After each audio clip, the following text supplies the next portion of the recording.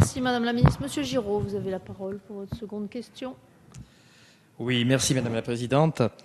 Madame la Ministre, la crise du logement que notre pays connaît depuis maintenant de nombreuses années recouvre des réalités très diverses.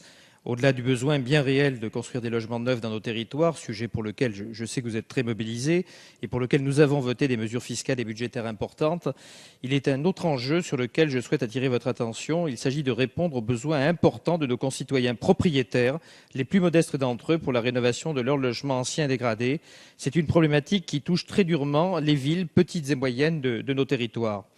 On estime ainsi aujourd'hui à près de 500 000 le nombre de logements très dégradés qui nécessiteraient par conséquent une aide des pouvoirs publics pour pouvoir être réhabilités.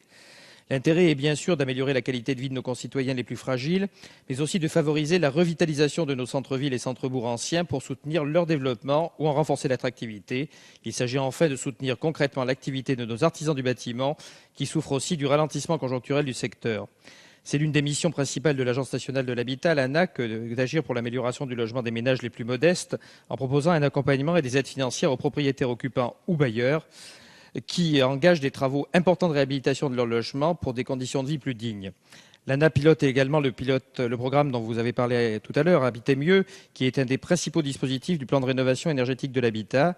Elle participe aussi aux actions de prévention de traitement des copropriétés fragiles ou en difficulté en finançant l'AMO et les programmes opérationnels de prévention d'accompagnement. Il paraît toutefois que les opérateurs qui mettent en place des opérations programmées d'amélioration de l'habitat se trouvent dans l'incapacité d'assurer les nombreuses demandes de subventions en raison de l'insuffisance des crédits mis à disposition à l'ANAH. Alors, selon l'ANAH et les opérateurs, cette situation résulte de la sous-dotation de crédits à l'ANAH par l'État.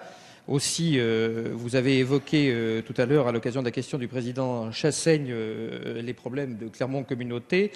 Pouvez-vous détailler au niveau national les mesures pour y remédier, alors que le gouvernement a fait de l'économie d'énergie et de la rénovation thermique un des piliers de sa politique en matière de logement ?